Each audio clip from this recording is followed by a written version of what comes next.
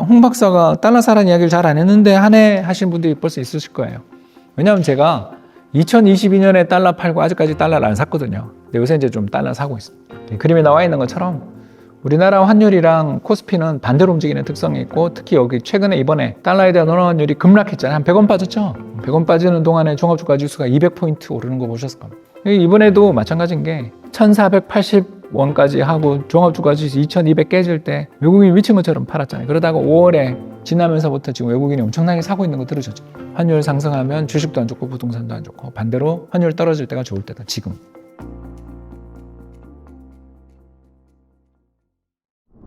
다음 페이지 볼까요? 그래서 이런 어떤 우리나라의 경기 변동성을 활용해서 투자하는 방법의 1탄은 평범한 지금이라고 저는 생각하는데요. 주식시장이랑 부동산 시장이 모두 좋을 때 달러를 조금씩 사두는 게 좋다, 그런 거죠. 그래서 홍 박사가 달러 사라는 이야기를 잘 안 했는데 한 해 하신 분들이 벌써 있으실 거예요. 왜냐하면 제가 2022년에 달러 팔고 아직까지 달러를 안 샀거든요. 22년 말에 달러 팔고 안 샀다는 이야기 몇 번 했어요. 그죠? 그때 제가 달러 팔고 집 샀다는 이야기 들으신 분들, 유튜브에서 들으신 분들이 있을 거예요. 저는 행동해요. 등기를 보여줄 수도 있어요. 근데 아까도 이야기했지만 잠실에 샀고요. 그래서 잠실 5단지는 죽어도 못 사겠더라고요. 그때 20억이면 샀는데 못 사겠더라고요. 지금 40억. 그래서 와이프한테 혼나고 있죠. 그래서 이제 그때 달러를 다 팔아서 집을 샀거든요. 근데 요새 이제 좀 달러 사고 있습니다. 우리나라에서 달러를 갖고 있으면 좋은 이유가 이 그림에 나와 있는데요. 빨간 선이 환율, 파란 선이 코스피. 그림에 나와 있는 것처럼 우리나라 환율이랑 코스피는 반대로 움직이는 특성이 있고, 특히 여기 최근에 이번에 달러에 대한 원화 환율이 급락했잖아요. 한 100원 빠졌죠? 100원 빠지는 동안에 종합주가 지수가 200포인트 오르는 거 보셨을 겁니다. 그러니까 우리나라에서 투자를 하려면요, 달러를 좀 들고 있어야 돼요. 그래야 시장이 바뀌는 걸 인지할 수가 있어요. 그러니까 무슨 말인지 아시겠죠? 올인하라는 게 아니고요, 조금은 갖고 있어야 된다. 그래야 시장이 바뀌는구나. 그러면 달러는 어디다 투자를 하면 좋으냐? 좀 이따 가르쳐 드리겠지만 여러 가지 좋은 ETF들이 나오니까 너무너무 투자가 쉬워졌어요. 그래서 좀 이따 가르쳐 드릴 거고요. 아무튼 이렇게 보시면 되겠고요. 왜 이런 일이 벌어지냐 하면 이 외국인 때문에 그래요. 외국인 놈들이, 파란 선이죠. 외국인 애들이 이렇게 팔아요. 그죠? 외국인 주식 투자 누적 금액이 준다라는 건 매도한다는 뜻이죠. 판다는 뜻이죠. 외환위기 때부터 우리나라 주식시장에서 샀던 주식을 박박 긁어서 다 팔 때 한참 지나서 환율이 떨어지죠. 그러니까 환율이 급등하죠. 우리 외국인이 이렇게 할 때 주식시장이 붕괴되죠. 그리고 환율이 뛰죠. 이번에도 마찬가지인 게 1480원까지 하고 종합주가 지수 2200 깨질 때 외국인이 미친 것처럼 팔았잖아요. 그러다가 5월에 지나면서부터 지금 외국인이 엄청나게 사고 있는 거 들으셨죠? 이건 이제 아직 데이터가 안 나왔으니까 이까지는 못 됐는데 이렇게 정도 지금 사고 있습니다. 그러니까 이 그림에서 알 수 있는 것처럼 우리나라에서 외국인은, 딴 건 모르겠는데 외국인이 팔다가 사기 시작하면 환율 떨어지면서 주가가 오르는 그런 특성을 지니고 있어요. 그래서 이 외국인 매매를 잘 봐야 되는 거고요. 환율하고 주식시장만 영향이 있는 게 아니고 부동산도 영향이 있는 게, 최근에 부동산 특히 5월 신고가 행진이 무섭죠. 왜 그런가 이 그림이 나오잖아요. 아직 이거는 실거래가는 3월 달 통계입니다. 2달 늦게 나오죠, 실거래가는. 신고할 수 있는 시간을, 시차를 두고서 신고할 수 있어서 그렇죠. 보시면 환율 떨어지자마자 이번에 5월 신고가 친 것들이 이제 이 정도 나오겠죠. 일부 단지는 거의 전번 고점을 다 돌파를 했으니까 이렇게 갈 겁니다. 부동산 시장도 외환 시장하고 완전히 반대로 가요. 그래서 달러 들고 있으면 마음이 되게 편해져요. 왜? 내가 부자 되니까 그날. 진짜요. 그런 기분이 막 듭니다. 환율을 어떨 때 외국인이 팔고 나가면 환율이 뜬다. 그죠? 오늘 다 배웠죠. 그런 것들을 이해하시면 되는 거죠. 그래서 환율이 상승할 때 왜 부동산 시장이 안 좋으냐 하면 여기 나오는 것처럼 환율이 이렇게 급등할 때, 빨간 선이 환율입니다. 환율이 이렇게 급등할 때 여기 어마어마하게 올랐네요. 환율이 이렇게 크게 한 번씩 오를 때 그때마다 물가가, 파란 선 물가가 됩니다. 그렇죠? 그럼 당연하죠. 수입 물가가 오르는 거예요. 수입 물가 오르면 한국은행이 어떻게 하죠? 금리를 인상하죠. 금리 인상 앞에 부동산 시장이 버틸 수가 없다. 아시겠죠? 그러니까 환율 100원, 200원 오른 게 아니고 몇백 원씩 오르면 환율이 몇백 원씩 오르는데 물가가 안 튈 수가 없죠. 물가가 안 튈 수가 없을 때 그 환율이 바닥에서 이렇게 크게 그죠? 몇십 퍼센트 이상 오를 때 물가가 오르고 이렇게 물가가 오르면 그때 한국은행이 금리를 인상할 수밖에 없다. 금리 인상하면 부동산은 망한다. 이제 외워두세요. 환율 상승하면 주식도 안 좋고 부동산도 안 좋고 반대로 환율 떨어질 때가 좋을 때다. 지금. 그래서 올해는 그렇게 나쁜 해는 아니에요. 어디가 안 좋으냐 그러면 미국이 안 좋은 거지. 미국 장이 안 좋은 거지. 사실 올해는 한국 장이 되게 좋아. 특히 한국 장에서는 어디가 제일 좋으냐 가르쳐 드릴게요. 부동산이 최고예요. 우리 다 알고 있잖아요. 부동산이 올해는 수익률 짱이에요. 왜 부동산이 수익률 짱이냐고요? 금리가 인하될 수밖에 없어요. 환율이 저렇게 떨어지는데 빨간 선 지금 마이너스로 가고 있는데 그죠? 여기 마이너스로 가면 물가가 올해 엄청 떨어지게 돼 있어요. 물가가 떨어지면 한국은행 입장에서 금리를 인하해 주기가 편하죠. 2.5 아니고 올해 연말에 좀 1.75도 볼 수 있다고 보거든요. 아니 뭐 늦어도 내년 이맘때는 1%대를 볼 거라는 거죠. 그러면 은행들을 쪼개겠죠. 요새 금리는 정부가 한국은행이 금리를 인하했는데 대출금리는 인하 안 한 거 아시죠? 처음 들었어요? 제가 얼마 전에 잠실에 있는 뭐 은행 지점을 갔어요. 그 지점장이 제 친구가 아니고 제 후배, 대학교 직속 후배라서 그놈한테 갔죠. 그놈한테 가서 야 대출 좀 해줘 나 대환할래. 약간 남아있었거든요. 그래서 마통도 있고 근데 마통 금리도 엄청 높고 그래서 야 이거 다 대환할게 하고 갔어요. 그러니까 제 집이 얼마인지 대충 나오니까 형 이거 충분히 되는데 카드를 만들어 주셔야 되고 막 그러더라고요. 그래서 만들어 줄게. 내가 너 여기 지점장인데 처음 왔는데 내가 미안하다 그러고 카드도 만들어 주고 뭐 여러 가지 했어요. 근데 이제 그걸 심사하고 다 날아왔어. 지금 이게 5월 달의 일입니다, 여러분. 형 그런 거 미안해요 그런 거. 왜 임마? 했더니 대출이 얼마 안 나와요. 요새 DSR 때문에 이해해. 자, 근데 금리가요. 5.2인데요. A씨 안 해. 사실입니다. 제 부처님한테 맹세코 사실입니다. 정확하게 2주 전에 있었더니. 여러분, 은행들이 왜 이익이 나는지 이제 아셨죠? 정부 정책 금리는 2.5인데 대출 금리가 아무리 은행이 좀 타이트하게 보는 은행이지만 5.2는 좀 선을 넘었지. 그래가지고 너무 열받아가지고 그 은행 대출 금리 비교 사이트 갔더니 진짜 이 은행이 평균이 5.2인 거예요. 그때 알았죠. 얘는 최선을 다했구나. 걔를 미워하지 않기로 하고 그 회사 카드를 쓰고 있어요. 자르진 않았어요. 그때 되게 놀랐어요, 제가. 와, 이거 좀 심하다. 이런 걸 아는 거죠. 그래서 금리의 인하의 효과는 천천히 나타나요. 좋아야 나타난다. 이해되시죠? 그래서 올해는 부동산이 제일 좋아요. 뭐 사면 되나요? 물어보셔도 돼요. 신축의 대단지의 역세권 근처에 사시면 돼요. 네. 그런 거 다 20억 넘어서 문제지, 그죠? 네, 넘어갑니다. 오늘 왜 이렇게 입이 잘 털리죠? 기분이 좋아서 그런 것 같습니다. 그래서 그 소플이라는 걸 사면 되고요. 이 소플은 뭐냐면 미국의 달러 MMF를 한국에 상장시킨 거예요. 되게 쉬워요. 그래서 이게 그냥 외화예금을 상장시킨 거라고 생각하시면 돼요. 그래서 소플이 상장돼 있고요. 우리나라에 그 상장돼 있는 소플이 되게 많은데 뭐 이 중에 거래량 많은 거 사면 돼요.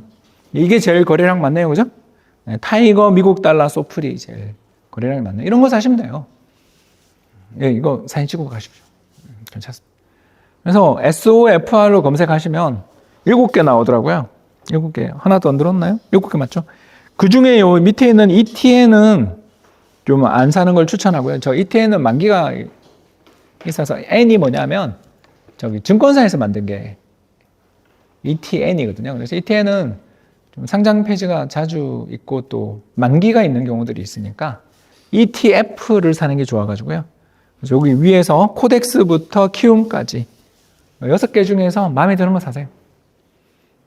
제 개인적으로는 거래량 많은 거 좋아합니다. 거래량 많은 게 에이스. 에이스는 어디냐면 한투증권.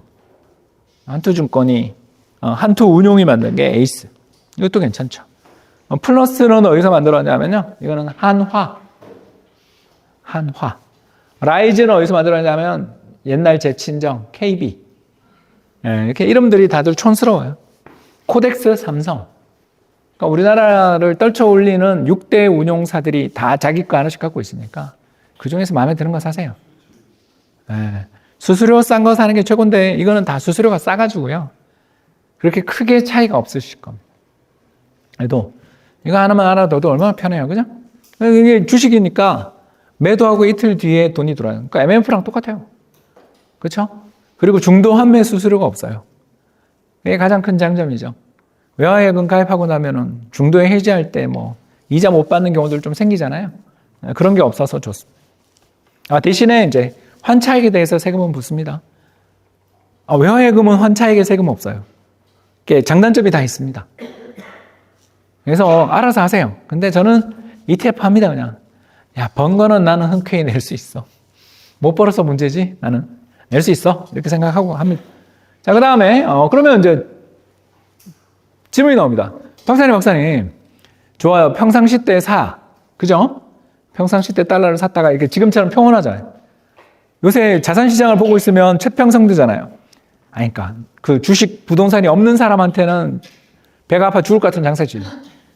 그죠? 근데 일단 들고 계신 분들 입장에서 내가 왜 더 못 산다를 이야기하는 장세잖아요.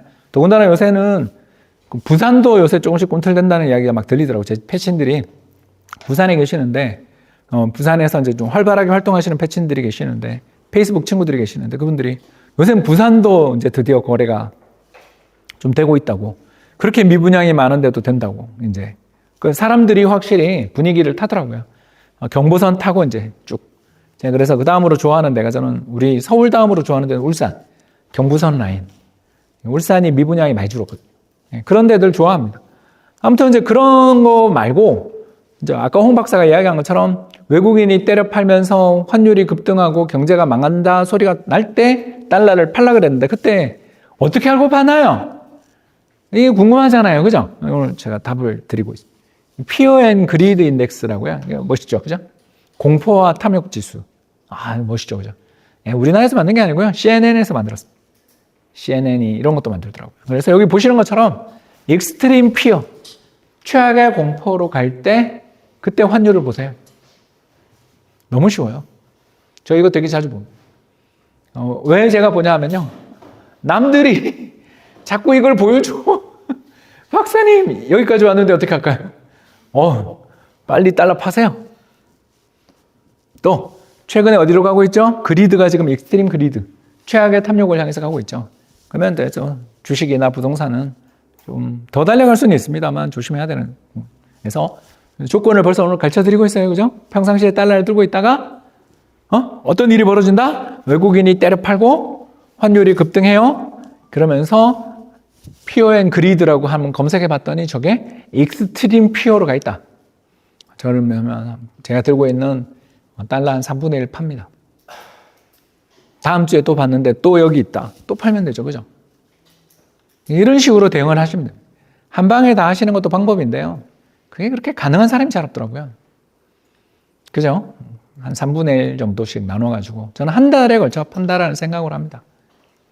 그리고 남도 먹어야 되니까. 최꼭지에 어떻게 팔아요? 그죠? 그러니까 남도 수익이 내야 되니까. 최고점에 팔겠다라는 그런 야무진 꿈만 버리면 마음이 되게 편해지는 투자법이죠. 그렇게 해서 하면 됩니다. 자, 그렇다면 이제 스위칭 전략이 좀 어려운 사람들이 많습니다. 왜 어렵냐면요. 금액이 좀 되면 무섭더라고요. 제가 그때 2022년 11월 3일 날 등기를 쳤는데 끝내주게 쳤죠. 등기를 11월 3일 날 쳤습니다. 왜 11월 3일 날 쳤냐면요. 그때 토지거래 허가구역이어가지고 그 지역이 토지거래 허가구역에 하는데 사서 그 구청에서 허락을 받고 등기 치는데 한 달 넘게 걸리더라고요. 그래가지고 10월에 가서 샀는데 등기를 11월 3일 날 쳤어요. 그 딱 치는데 이제 그날 밤에 우리 와이프랑 저랑 둘이 손을 잡고 자면서 아직도 전에 손잡고 자거든요. 그날은 특히 손잡고 잤어요. 둘 다 손에 땀이 흥건해. 오빠 우리 미친 것 같아 이러면서. 왜냐하면 100만 불을 팔았거든. 그러니까 강남에 집을 샀지. 그렇지 않습니까 여러분? 그때 이제 도곡 렉스를 보러 가서 그 두 개를 놓고 얼마나 고민을 하다가 그 도곡 렉스를 안 사고 이제 지금 잠실로 왔는데요. 왜 그러냐면 처음에 한바따로 강남에 가는 걸 무서워해서 잠실로 도망갔는데 가격은 똑같이 움직이더라고요. 그래서 그런 단지들, 대단지들을 좋아하니까. 그죠? 살아보면 압니다. 대단지를 살면서 딱 했는데 둘이서 손을 잡으면서 이렇게 누워있는데 우리가 미친 것 같지? 미쳤어. 왜 그랬을까? 몰라. 한 달 전으로 돌아가면 지금 자기 어떻게 할까? 그래도 찔렀겠지? 야, 그러면 후회하지 말자. 그러니까 둘이 이제 그런 이야기를 하면서 몇 달을 보냈던 기억이 있어요. 왜냐하면 그 뒤로 찍히는 실거래가가 제가 샀던 가격보다 훨씬 더 싸게 찍히니까. 아니, 우리 이야기했잖아요. 바닥을 어떻게 잡아. 대충 샀지. 그날 보러 간 거 중에 제일 좋은 거 샀지. 근데 그러고 막 매덕이 빠지는 거예요. 대단지니까. 아까 이야기한 것처럼 단지가 몇천 단지 되니까 매일 거래는 아니어도 일주일에 2개는 찍히잖아요. 아무리 거래가 없어도. 무섭더라고요. 그때 끝나고 난 다음에 몇 달 지났죠. 그리고 저희가 샀던 가격을 회복한 다음에 야, 이제 우리 실거래가 그만 보자. 못 살겠다. 두 번째, 오빠 우리 남은 여윳돈 생기는 거 이런 것들 있으면 어떻게 운용할까? 제일 쉬운 게 이거야. 반반. 오늘 가르쳐줬잖아요. 그래서 한국 주식의 50%. 왜 한국 주식의 50%를 했냐면 미국 달러랑 반대로 움직이니까. 오늘 배웠죠, 그죠? 미국 달러랑 반대로 움직이니까 요 둘을 사는 거예요. 그래서 사서 오늘 우리 그 강의 주제가 뭐냐면 40, 50대를 위한 강의였거든요. 그래서 현실감을 좀 주기 위해서. 여기 보시니까 전부 다 저보다 동안이셔서 다 저보다 나이가 젊으신 것 같으니까. 그쵸? 사실이죠? 그래가지고. 그래서 초기 투자금은 2억. 그러니까 집 말고 캐시플로 2억. 그러니까 원래는 1억으로 강의를 하고 다니는데 우리는 다 그 정도는 있으니까 2억이고 매년 1,800. 이거 왜 1,800이라고 그랬냐면 연말 정산용 자금 1,800 맥스가. 우리는 이미 ISA 계산 안 되잖아요. 그죠? 이미 금융종합과세를 내고 있으니까. 그래서 1,800을 내고 우리가 15년, 왜? 건강하잖아요. 15년 투자를 한다. 가정인 거죠. 가정을 하면 7억 7천이 됩니다. 보시는 것처럼 꾸준하죠. 그리고 15년 투자하는 동안에 6번 마이너스니까 나쁘지 않아요. 이 정도면 괜찮죠, 그죠? 우리나라 주식시장은 10년 투자하면 5번이 마이너스인데 이건 괜찮은 편. 근데 이제 요거는 수익은 좀 부진하니까 이자보다 좀 더 벌은 정도에 불과하니까 나 이거보다는 조금 더 잘 하고 싶어요. 우리가 나이가 있으니까 이제 이 정도 수익에는 만족 못 하는 거죠. 그래서 이제 고수익을 노리는 분들을 위해서 추천하는 포트폴리오가 바로 투자 3분법. 보시는 것처럼 요 코스피와 S&P 500 제가 추천하는 ETF들입니다. 그래서 코스피는 코스피 200 ETF. 그러니까 그냥 제가 하나 찍어드리자면 코덱스 200 TR을 좋아합니다. 저는 코덱스가 삼성자산운용. 그리고 S&P 500은요 타이거 500을 좋아합니다. 타이거는 미래죠. 그래서 이 둘에 투자를 하면 지난 25년 동안의 수익이 똑같아요. 이런 놀라운 사실을 알게 됩니다. 왜 이 둘의 수익이 똑같냐면요. 10년은 우리가 좋고 10년은 미국이 좋고 막 그렇게 왔다 갔다 하고 최근에 다시 또 미국이 안 좋고 우리가 좋고 이번 달에 역전했더라고요. 수익이. 25년 수익이 역전하는 거죠. 이걸 보면 한 가지를 알 수 있어요. 자산시장이라는 데가 최근에 수익이 좋았던 데만 우리는 쳐다보게 되는데 좀 길게 보면 어디 나라가 이상한 나라에 투자하면 안 되는데 우리나라도 뻣뻣하게 좀 대통령들이 역대 이상해서 그렇지 나라는 그래도 잘 돌아가는 나라잖아요. 그렇지 않나요? 저는 우리나라만한 나라를 찾기가 너무너무 어렵다라는 사실을 하나 제가 제의를 드리자면 여러분이 돈이 많아져 가지고요. 그냥 여윳돈이 한 15억 생겼어요. 그러면 100만 불이잖아요. 그 100만 불 정도로 투자 이민을 가겠다. 그런 고민해 보신 분 많죠? 저도 늘 하거든요. 특히 애 대학 보낼 때 해요. 뭐 하는 짓인가 싶어요. 그죠?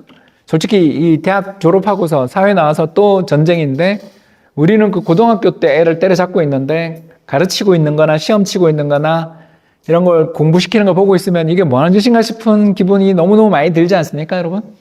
그래서 애 대학 보낼 때 이민을 엄청 생각하게 되는 것 같아요. 저는 아이들 터울이 길어서 지금 또 7년 만에 또 지금 대학 입시를 하는 일정이어서 또 새삼스럽게 7년 전에 알아보던 이민 사이트를 뒤지고 있는데요. 이제 못 가면서도 지져보는 건 할 수 있잖아요. 가는데, 자, 어디 갈까? 제일 먼저 떠오르는 게 호주! 그랬다가, 걔들, 호주 애들 좀 겪어보신 분들 알죠? 차별 쩔잖아요. 특히 중국 애들을 너무 싫어하다 보니까 한국은 거의 도매금으로 거기 가면 그렇게 취급을 당하고 결국 뉴질랜드를 가잖아요. 한국 사람들이. 그죠? 뉴질랜드 가면 인구 400만짜리 나라 가서 이제 심심하게 살아야 되는데 트레킹 잘하는 사람은 가서 살기 좋겠지만 나같이 이제 팔팔하게 살 수 있는 날 10년밖에 안 남은 사람이 거기 가서 산 타다가 얼어 죽을 일 있나 포기하게 되죠. 그 다음으로 이제 두 번째로 가게 되는 우리들의 또 대안이 어디냐면 캐나다. 밴쿠버 집값 알아보고 아씨 한국이랑 똑같네. 그쵸? 거기 홍콩 애들이 엄청 올려놔가지고 별명이 홍쿠버예요. 너무 비싸고 특히 외국인들이 집 사는 거에 대해서 세금 엄청나게 때리니까 거기도 텄고. 그래서 이제 제 친구한테 물어봤죠. 그랬더니 친구가 형 이제 걔가 나보다 2살 어리니까 형 말타 알아봐 말타. 그래서 말타 알아봤더니 되게 좋은데 바로 아프리카더라고요. 그래서 1년에 6개월 정도가 한 40도 근처에 간다고. 근데 이제 유럽에서 유일하게 영국 빼고 유일하게 영어가 되는 나라래요. 그래서 그 영어 연수하러 가는 나라라고. 수영 좋아하고 하는 사람들 살기 좋은. 이탈리아 시실리 바로 옆이에요. 모로코랑 시실리 사이에 있는 섬이에요. 예, 아시는군요. 예, 카사블랑카. 그죠? 예, 바로 거기입니다. 엄청나게 덥대요. 근데 이제 당연히 사막 기후고. 근데 왜 거기를 가냐 그랬더니 이게 영연방이래요. 그래서 영국 이민의 통로로 거기를 가는데 거기는 좀 싸답니다. 근데 뭐 인구가 100만도 안 되는 나라니까 조그만 섬나라입니다. 제주도 많은 섬나라에 사는 거죠. 그러니까 그걸 가든가. 아니면 말레이시아? 내가 회교국가 좀 겁나지 않나? 나는 돼지고기 없이는 못 사는데 이러면 좀 힘들 것 같고. 그래서 이제 결국 싱가포르를 가게 되는데 집값이 말도 못 하거든요. 그러니까 이런 고민을 쭉 하다 보면요. 갈 데가 없다. 미국 가려고 그랬더니 LA 지금 폭동 나고 있는 거 보면 살벌하고. 갈 데가 없는 거예요. 이게 그때에 대해서 알게 되거든요. 우리만한 나라가 없구나. 욕하고 살지만 사실 갈 데가 없다. 특히 나이 들어서. 젊을 때는 갈 수 있죠. 저는 충분히 갈 수 있다고 생각해요. 나이 들어 갈 데가 없다. 그러면 뭐 답이 없잖아요. 그러니까 그런 레벨들끼리 주가를 비교해보면 비슷하게 가는 거죠. 장기 주가가 비슷한 거죠. 그러니까 선택인 거죠. 시원하게 한 방에 하느냐 아니면 짜잘하게 자주 가느냐 이런 차이밖에 없지 수익은 비슷하게 간다라는. 수익이 비슷하게 가니까 요 세 개를 사는 거죠. 자, 시작합니다. 한국 주식 코스피 200 배웠어요. 그 다음에 달러 예금 소플 SOFR 배웠어요. 미국 주식 타이거 500 아까 했죠. 이렇게 해가지고 투자를 하게 되면 연수익률이 얼마가 나오냐면 거의 8%가 나요. 이게 수익은 최고예요. 그리고 마이너스도 3번밖에 안 나요. 15년에 마이너스가 3번이니까 진짜 괜찮죠. 이게 여러분들한테 추천드리고 싶은 전략이에요. 근데 이제 이 전략에 한 가지 문제가 있어요. 그러니까 연간으로 손실은 3번밖에 안 나는데 여기 하락 변동성이 상당하다라는 거죠. 그러니까 이렇게 위아래로 흔들리는 게 한 8% 이상 흔들리는 게 자주 온다. 왜냐하면 주식 비중이 3분의 2니까. 어쩔 수가 없는 거죠. 자, 이게 싫고 나는 그냥 배당받아서 잘 살 거야. 나는 어떻게 잘 해서 건강보험료 문제를 해결할 수 있어. 여러분들 좀 계시잖아요. 개별 사업체를 갖고 계시든 아무튼 해서 좀 그래도 직격탄은 덜 받아 하시는 분들을 위해서 추천드리는 게 이제 리츠를 비롯한 부동산인데요. 이 그림 한번 보시죠. 그래서 전미 주택가격지수랑 한국의 아파트 실거래가를 보시면 알겠지만 2008년 글로벌 금융위기 이후에 둘이 완전히 같이 가거든요. 그런 거 느끼신 분들 많을 거예요. 왜? 우리가 수출에 연동되니까 그렇죠. 그죠? 우리가 배웠잖아요. 수출 잘 될 때 한국 집값이 오른다며. 우리가 수출 잘 될 때가 선진국 경기 좋을 때잖아. 이해되시죠? 별로 어려운 거 없어요. 그렇기 때문에 우리나라 집값이 오를 때가 미국 집값이 오를 때니까 그러면 미국 집값을 따라가는 지수가 있어요. 저게 바로 뭐냐면 블룸버그 리츠 지수라는 거죠. 그래서 이 블룸버그 리츠라는 지수가 우리나라 서울 아파트 가격에 투자한 거랑 수익이 똑같아요. 누적 2006년 이후에 누적 수익률 250%. 굉장히 좋죠? 정말 좋은 지수가 있어요. 이 좋은 지수에 우리가 이제 투자를 하자라는 거죠. 그래서 이 지수에 투자하는 방법이 다음 페이지에 나왔습니다. 자, 시작할게요. 그래서 한국 주식의 역시 3분의 1, 달러 예금 소플. 자, 여기 적으세요. 미국 리츠는 VNQ. V가 뭐냐면 뱅가드라는 뜻입니다. 그리고 NQ는 지네 이제 약자고요. 그래서 VNQ 미국 리츠에 투자를 하면 수익률은 좀 떨어져요. 수익률은 좀 떨어지는데 마이너스가 엄청 줄죠. 왜? 배당을 받으니까. 얘가 배당 수익률이 엄청 줄거든요. 배당을 엄청나게 받고요. 그리고 변동성도 줄었죠.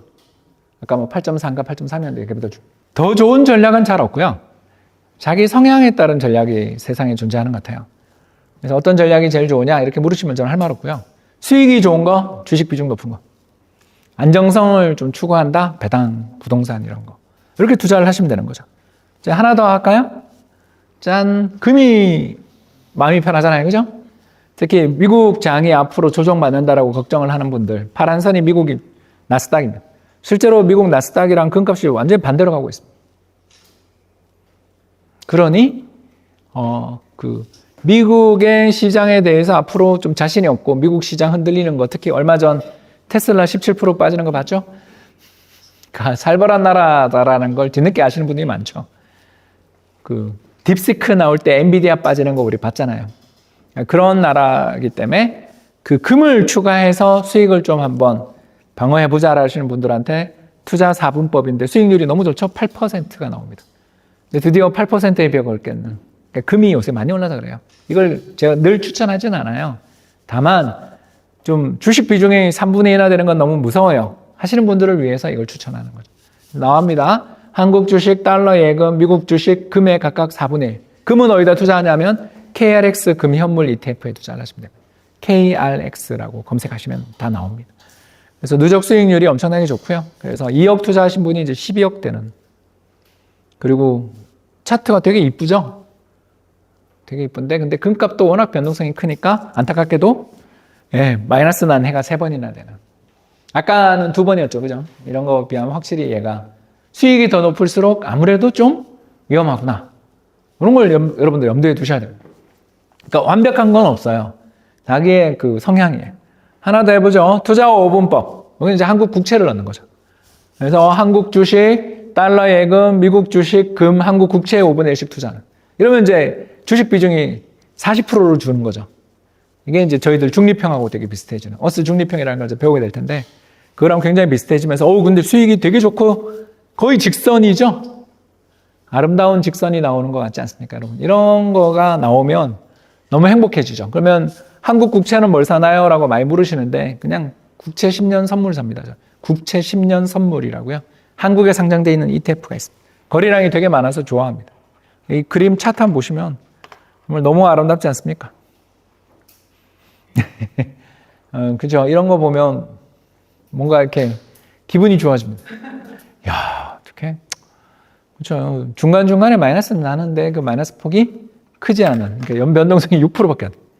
아까 우리 8% 보고 있었잖아요. 기억 안 나세요? 돌아갑니다. 아까 3분의 1씩 우리가 어디 갔나요? 3분의 1씩 투자했던 3분법에 가니까 여기죠? 8.3이라는 변동성이 있었거든요. 8.3이었는데 아까 잠깐 여기 5분법 딱 가니까 6이 마음이 편하죠. 50대를 위한 전략. 난 한 해 한 해 뭐 좀 깨먹을 수 있어. 근데 그 깨먹는 그 마이너스 폭이 크지 않은 게 좋아. 그리고 수익도 7%면 그냥 황공하지. 이런 분들을 위한 전략이고요. 이제 그 다음은 6분법. 역시 수익은 조금 더 올리면서 약간 더 위험해지죠. 여기 뭐가 들어갔냐면 리츠가 들어. 여기 6분의 1입니다. 오타. 이런 거 보면 재밌죠. 그러니까 이렇게 수익을 높이는 건 되게 힘든데 안정성을 높이는 건 가능합니다. 그 모든 것의 집약체. 짜잔, 중립형. 변동성 5% 나왔습니다, 여러분. 이게 여러분이 배우게 될 포트폴리오가 되겠습니다. 어스 포트폴리오 중립형인데요. 연 변동성 봐주십시오. 5%. 이런 날이 오죠. 그래서 여러분, 저는 솔직하게 이야기하겠습니다. 큰 부자 만드는 건 운에 달려있다. 태어났을 때 부모님이 누구냐한테 달려있다. 그렇지 않나요? 우리 아들은 큰 복을 타고났지. 아빠가 홍춘욱이에요.